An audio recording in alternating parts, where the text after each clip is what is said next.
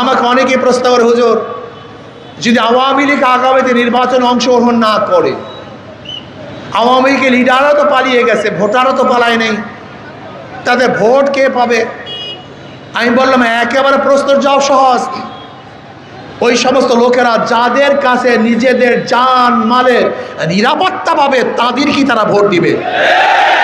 আপনি চ্যালেঞ্জ দেন, লিখে রাখেন, ওই সমস্ত লোকগুলি যাদের কাছে জান মালে নিরাপত্তা পাবে, সুন্দর মতো ব্যবসা করতে পারবে, বুক ফুলিয়ে রাস্তা হাঁটতে পারবে, স্ত্রীর কাছে থাকতে পারবে, তাদের সন্তানদেরকে স্নেহ করতে পারবে, পালাতে হবে না, দৌড়াতে হবে না, এমন ব্যক্তিদেরকে তারা ভোট দিবে, কোনো সন্দেহ নেই।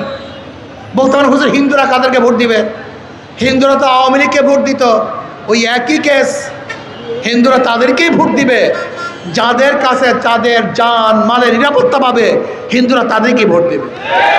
আন্দোলন বাংলাদেশের মোহতারাম সিনিয়র নায়েবে আমির, জুলাই বিপ্লবের অন্যতম সিপাহসালার আলহাজ হযরত মাওলানা মুফতি সৈয়দ মোহাম্মদ ফয়জুল করিম, আল্লামা মুফতি সৈয়দ মোহাম্মদ ফয়জুল করিম শাইখে চরমনাই।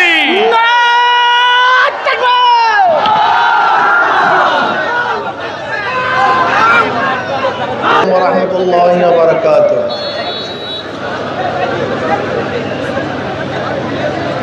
নাহমাদুহু ওয়া নুসাল্লি আলা রাসূলিল কারীম, আম্মা বাদ। আউযু বিল্লাহি মিনাশ শাইতানির রাজীম, বিসমিল্লাহির রহমানির রহিম। ইনিল হুকমু ইল্লা লিল্লাহ, সাদাকাল্লাহুল আলিয়্যুল আযীম। সবাই পড়ি সাল্লাল্লাহু আলাইহি ওয়াসাল্লাম। ভাই সাউন্ড বক্স বাড়ায় দেন, সাউন্ড বক্স বাড়ায় দেন। মাইক কেমন ফিটিং করছে জানি না, মাইক ফিটিং আদৌ সুন্দর হয় নাই, কথা বলা যায় না। ইসলামী আন্দোলন বাংলাদেশ, মাইক কমান, সাউন্ড বক্স বাড়ান। ইসলামী আন্দোলন বাংলাদেশ চাঁদপুর সদর উপজেলা শাখা কর্তৃক আয়োজিত আজকে গণসমাবেশের সম্মানিত সভাপতি সেরে তাজ, সম্মানিত ওলামায়ে কেরাম, সর্বস্তরের ইসলাম প্রিয় দেশপ্রেমিক ভাইয়েরা আমার, ইসলামী আন্দোলন বাংলাদেশ কি ও কেন, আমরা কেনই বা রাজনীতি করি, রাষ্ট্র কেন সৃষ্টি হয়েছিল, রাষ্ট্রের কাজটা কি, সরকার এবং রাষ্ট্রের মধ্যে ব্যবধানটা কি, মেম্বার অফ পার্লামেন্টের কাজটা কি, তাদের দায়িত্ব কি, এই বিষয়ে আমরা অনেকেই জানি না। আমাদের সমস্যা এখানে। ইসলামী আন্দোলন বাংলাদেশ কি চায়? ইসলামী আন্দোলন বাংলাদেশ চায় ইসলাম হুকুমত কায়েমের ভিত্তিতে একটা কল্যাণ রাষ্ট্র কায়েম করতে চায়, যে রাষ্ট্রের মধ্যে সমস্ত মানুষ শান্তিতে বসবাস করবে, যেখানে জুলুম থাকবে না, অত্যাচার থাকবে না, অবিচার থাকবে না, বৈষম্য থাকবে না, যেখানে মানুষগুলি ক্ষুধার্ত, ক্ষুধার তাড়নায় ডাস্টবিনে কাক কুকুরের সাথে লড়াই করবে না। ইসলামী আন্দোলন বাংলাদেশ এমন একটা রাষ্ট্র গঠন করতে চায় যে রাষ্ট্রের মধ্যে বাংলাদেশের একজন নাগরিকও বস্ত্রহীন থাকবে না। ইসলামী আন্দোলন বাংলাদেশ এমন একটা রাষ্ট্র কায়েম করতে চায় যেখানে বাংলাদেশের একজন নাগরিকও খোলা আকাশের নিচে আশ্রয় গ্রহণ করবে না, যেখানে অন্ন, বস্ত্র, বাসস্থান, চিকিৎসা, শিক্ষার গ্যারান্টি থাকবে। ইসলামী আন্দোলন বাংলাদেশ এমন এক রাষ্ট্র গঠন করতে চায় যে রাষ্ট্রের মধ্যে ইনসাফ ভিত্তিক বিচার হবে, যেখানে কেউ 100 তলায়, কেউ নিচতলায়, এটা হবে না। ইসলামী আন্দোলন বাংলাদেশ আমরা রাষ্ট্র গঠন করতে চাই, ইসলামী হুকুমত হয় আগামী 5-10 বছরের মধ্যে বাংলাদেশের সমস্ত গরিবগুলি দরিদ্র সীমার উপরে চলে যাবে।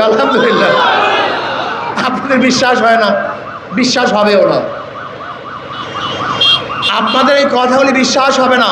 এর কারণটা কি? আপনারা শুনছেন, দেখেন নাই। আর যারা রাজনীতি করছে তাদেরকে দেখছেন, যারা জালেম, অত্যাচার, অবিচার করছে, খুন খারাপি করছে, ধর্ষণ করেছে। এজন্য আমাদের কথা বিশ্বাস করবেন না। আচ্ছা বলেন তো, স্টেটের কাজটা কি? রাষ্ট্র কেন সৃষ্টি হয়েছিল? আপনারা কি জানেন রাষ্ট্রের কাজটা কি? কেন রাষ্ট্র সৃষ্টি হয়েছিল? রাষ্ট্র সৃষ্টি হওয়ার মূল কারণ ছিল যখন সমাজের দুর্বল লোকগুলির উপরে সমাজের শক্তিশালী মানুষগুলি অত্যাচার অবিচার করত, তারা তাদেরকে কোনো অবস্থাতে বিচার করতে পারত না।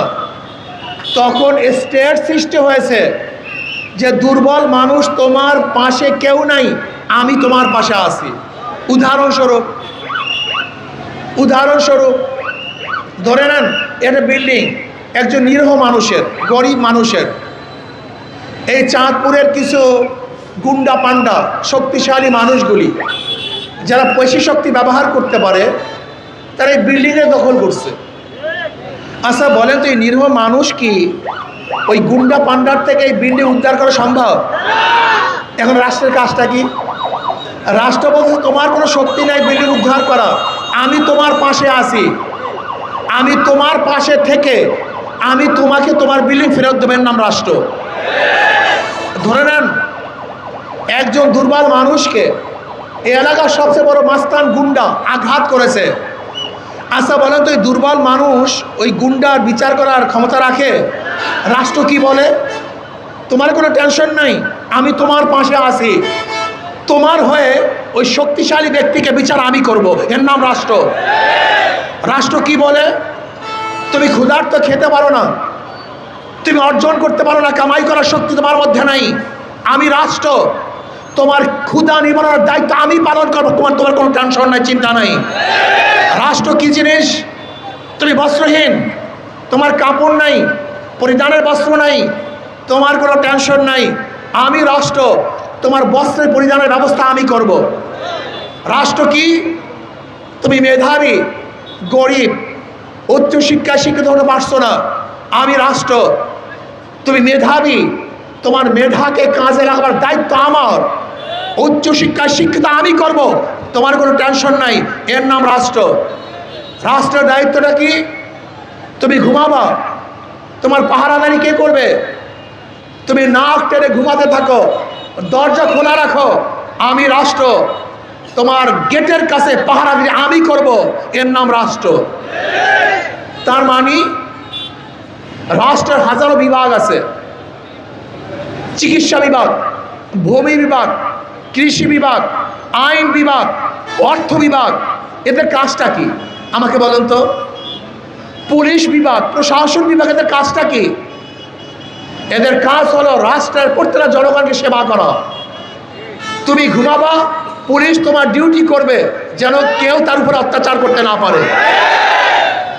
তুমি দুর্বল মানুষ, তোমার জমি রেকর্ড করতে পারছো না, ভূমি মন্ত্রণালয়ের দায়িত্ব তোমার জমির রেকর্ডের ব্যবস্থা সে করে দিবে। তুমি অসুস্থ, যে ব্যক্তি চিকিৎসা বিভাগে আছে, স্বাস্থ্য বিভাগে আছে, তার দায়িত্ব হলো তোমার সুচিকিৎসা করার ব্যবস্থা সে গ্রহণ করবে। অথচ আমরা রাষ্ট্র বলতে কি মনে করি? যে ক্ষমতায় যাবে সে অত্যাচার করবে, অবিচার করবে, ধর্ষণ করবে, আর তোমাকে দেখতে হবে, এর নাম রাষ্ট্র না। আমরা কি দেখি? যে ক্ষমতায় থাকবে হাজার খুন করলেও খোলা আকাশের নিচে ঘুমাবে, আর যে ক্ষমতায় থাকবে না, অপরাধ না করলেও ফাঁসির রশিদে ঝুলতে হবে, এর নাম রাষ্ট্র না। আমরা কি দেখি? আমরা রাষ্ট্র বলতে মনে করি যারা ক্ষমতায় থাকবে তাদের দস্তরখানে হাজার রকমের খাদ্য থাকবে, আর যে ক্ষমতায় থাকবে না সে ধুকে ধুকে না খেয়ে মারা যাবে, এর নাম রাষ্ট্র না। আসলে রাষ্ট্রই বুঝি নাই। আবার আমাদের দেশের মানুষগুলি ইসলামকে পছন্দ করে না, অথচ 92% মুসলমান। এদের ইসলামকে চুজ করা সবচেয়ে বেশি প্রয়োজন ছিল, কিন্তু ইসলামী ফোবিয়া, ইসলামের ভীতি, ইসলামের ভয় আমাদের মধ্যে এমনভাবে ঢুকানো হয়েছে, ইসলাম শুনলেই আমরা ভয় পেয়ে যাই। ইসলাম মানে পাহাড়, ইসলাম মানে বিশাল বোঝা, ইসলাম মানে কষ্ট। ইসলাম মানে কষ্ট না, ইসলাম মানে শান্তি। ইসলাম মানে কষ্ট না, ইসলাম মানে মুক্তি। আসলে ইসলাম বুঝো না। এক গাঁজাখোর একদিন আমাকে বলতেছে, হুজুর যদি ইসলামী হুকুমাত হয় আমার গাঁজার অবস্থাটা কি হবে? সে ব্যক্তি গাঁজা সেবন করে, তার টেনশন গাঁজা নিয়ে, অন্য কোনো টেনশন তার মধ্যে নাই। আমি বললাম, বাবা তুমি কি মসজিদে গিয়ে গাঁজা সেবন করতে পারো? বলে না। আমি বললাম, কেন? বলে হুজুর পরিবেশ নেই। আমি বললাম, ইসলামী হুকুমাত হলে গোটা বাংলাদেশটাই মসজিদের পরিবেশ হয়ে যাবে, তুমি কোনো জায়গায় গাঁজা সেবন করতে পারবে না। এই কথা আপনাদের বিশ্বাস হয় নাই, এই কথাও আপনাদের বিশ্বাস হয় নাই। আমি উদাহরণ দিই। আচ্ছা, এখানে হাজার হাজার মানুষ আছেন, এর মধ্যে কি একটা মানুষও নাই যারা বিড়ি খান? কথা বলেন না কেন? ধূমপান করেন? এখন করেন না কেন? নিষেধ করছি, বাধা দিছি, তা খান না কেন? একবার কি মনে চাইছে? না। সৎ সঙ্গে স্বর্গবাস, অসৎ সঙ্গে সর্বনাশ।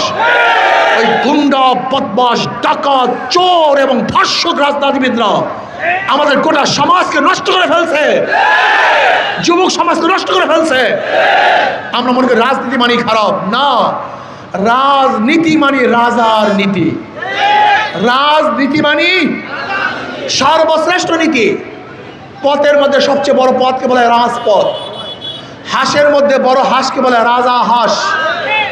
নীতির মধ্যে সর্বশ্রেষ্ঠ রীতির নাম রাজনীতি। এই রাজনীতি করবে কারা? যারা আদর্শবান, চরিত্রবান, নীতিবান। কোনো লম্পট, ডাকাত, খুনিদের রাজনীতি করার কোনো দরকার নাই, অধিকার নাই। কিন্তু আমরা রাজনীতি কুলুষিত করে ফেলেছি, নোংরা করে ফেলেছি, জিঘাংসার রাজনীতি করে ফেলেছি। এর নাম রাজনীতি না। রাজনীতি হলে মানুষকে মুক্তি দেওয়ার যে পথ পন্থা, তার নাম রাজনীতি। রাজনীতি মানে এই নয় দমন পীড়ন, কাউকে জুলুম, অত্যাচার, খুন খারাপি জেলে ঢুকিয়ে রাখার নাম রাজনীতি না। বিশ্বাস হয় না? আমাকে অনেকেই প্রশ্ন করে, হুজুর যদি আওয়ামী লীগ আগামীতে নির্বাচনে অংশগ্রহণ না করে, আওয়ামী লীগের লিডারও তো পালিয়ে গেছে, ভোটারও তো পালায় নেই, তাদের ভোট কে পাবে? আমি বললাম, একেবারে প্রশ্নের জবাব সহজ। ওই সমস্ত লোকেরা যাদের কাছে নিজেদের জান মালের নিরাপত্তা পাবে, তাদেরকেই তারা ভোট দিবে। আপনি চ্যালেঞ্জ দেন, লিখে রাখেন, ওই সমস্ত লোকগুলি যাদের কাছে জান মালের নিরাপত্তা পাবে, সুন্দর মতো ব্যবসা করতে পারবে, বুক ফুলিয়ে রাস্তা হাঁটতে পারবে, স্ত্রীর কাছে থাকতে পারবে, তাদের সন্তানদেরকে স্নেহ করতে পারবে, পালাতে হবে না, দৌড়াতে হবে না, এমন ব্যক্তিদেরকে তারা ভোট দিবে, কোনো সন্দেহ নেই। বলতে পারেন, হুজুর হিন্দুরা কাদেরকে ভোট দিবে? হিন্দুরা তো আওয়ামী লীগকে ভোট দিত, ওই একই কেস। হিন্দুরা তাদেরকেই ভোট দিবে যাদের কাছে তাদের জান মালের নিরাপত্তা পাবে, হিন্দুরা তাদেরকেই ভোট দেবে। ইসলাম এমন এক ধর্ম, ইসলাম এমন একটা আদর্শ, যারা ইসলাম অনুযায়ী চলে তারা এমনিতেই আদর্শবান হয়ে যায়। এই আপনাদের সদর আসন থেকে এই জয়নাল সাহেব দাঁড়ান, আপনি এই জয়নাল সাহেব, আপনার ধারণা কি এই হাতের মধ্যে খুনের রক্ত আছে? আসতে কন, খুনের রক্ত আছে, জুলুমের রক্ত আছে, ধর্ষণের স্পর্শ আছে। এরা কি টাকা পাচার করবে? এরা ঘুষ গ্রহণ করবে? এরা অত্যাচার অবিচার করবে? না, প্রশ্ন না। এদের মাধ্যমে খুন বন্ধ হওয়া সম্ভব, ধর্ষণ বন্ধ হওয়া সম্ভব, জুলুম বন্ধ হওয়া সম্ভব, অত্যাচার অবিচার দূর হওয়া সম্ভব। এ আমাদের মকবুল সাহেব, উনি 4 থেকে নির্বাচন করবেন, শাইখুল হাদিস আল্লাহ মকবুল সাহেব।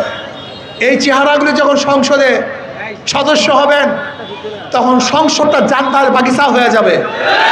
এর এখন যেরকম জাহান্নামের টুকরা, তখন হবে জান্নাতের টুকরা। আমি বিশ্বাস করি, আমার যুবক বাবারা, নামাজ না পড়তে পারো, রোজা না রাখতে পারো, দিন অনুযায়ী না চলতে পারো, নিজের ভালো পাগলেও বুঝে। এই যে দেখেন হাত পাকাটা প্রতীক, ওদের সব জায়গায় ধোঁকাবাজি। কেমন ধোঁকাবাজি? যে নৌকা নিয়ে নির্বাচন করে নৌকা চালাতে পারে না, যে ধানের শীষে নির্বাচন করে নিজেরা ধান কাটতে পারে না, যারা নাঙ্গল নিয়ে নির্বাচন করে নিজেরা নাঙ্গল বইতে পারে না।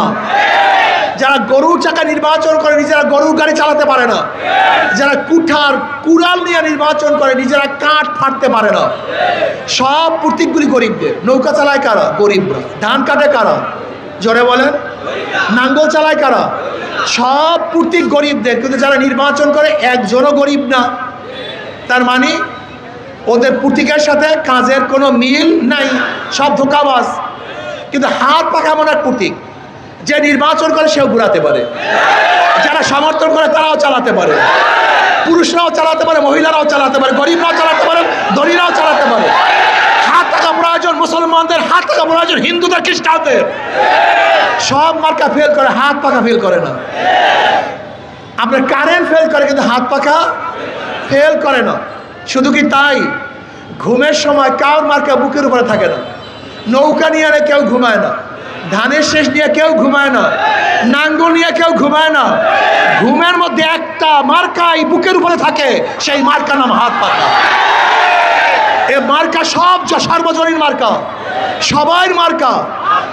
আমি বিশ্বাস করি যদি হাত পাখা বিজয় হয়, এই জাতি বিজয় হবে। হাত পাখা বিজয় হয়, বাংলাদেশ বিজয় হবে, সর্বশ্রেণীর মানুষ বিজয় হবে।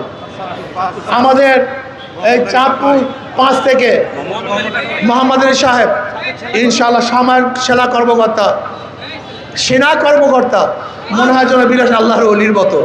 কি কথা ঠিক না? কাজে আল্লাহ পাক এদের সবাইকে কবুল করে নেন। বসেন। ইনশাআল্লাহ আমি যুবক বাবাদেরকে বলবো, ওদেরকে বারবার পরীক্ষা করছে, বারবার ফেল করছে, ওরা বারবার পরীক্ষা দিয়ে ফেল করছে। কিন্তু হাত পাখা ইসলামকে একবারও পরীক্ষা করো নাই। একটাবার পরীক্ষা করার জন্য রাজি আসো সবাই ইনশাআল্লাহ? ইসলাম ফেল করার জন্য আসেন, ইসলাম পাস করার জন্য আসছে। আমি আমার যুবক বাবাদেরকে বলবো, রিক্সাওয়ালা, ঠেলাওয়ালা, কুলি, মজদুর, চাষা, কৃষি, সমস্ত বাবাদেরকে বলবো, একটা বারের জন্য হাত পাখাকে পরীক্ষা করো। ইনশাআল্লাহ যদি ফেল করি, দ্বিতীয়বার পরীক্ষার হলেই ঢুকবো না, পরীক্ষা দেওয়ার জন্যই আসবো না। কাজে আগামী নির্বাচনে সবাই হাত পাখা নিয়ে নির্বাচন করার জন্য রাজি আছেন ইনশাআল্লাহ? কে কে রাজি আছেন? এটা আল্লাহকে আল্লাহু আকবার, নারায়ে তাকবীর, নারায়ে তাকবীর। সব মার্কা দেখা শেষ, হাত পাখার বাংলাদেশ। সব মার্কা দেখা শেষ, সব মার্কা দেখা শেষ, সব মার্কা দেখা শেষ। তোমার আমার নেতা বিশ্বনবী জনাব মুহাম্মদ রাসূলুল্লাহ সাল্লাল্লাহু আলাইহি, আমার নেতা তোমার নেতা বিশ্বনবী মুস্তাফা। আল্লাহ আমাকে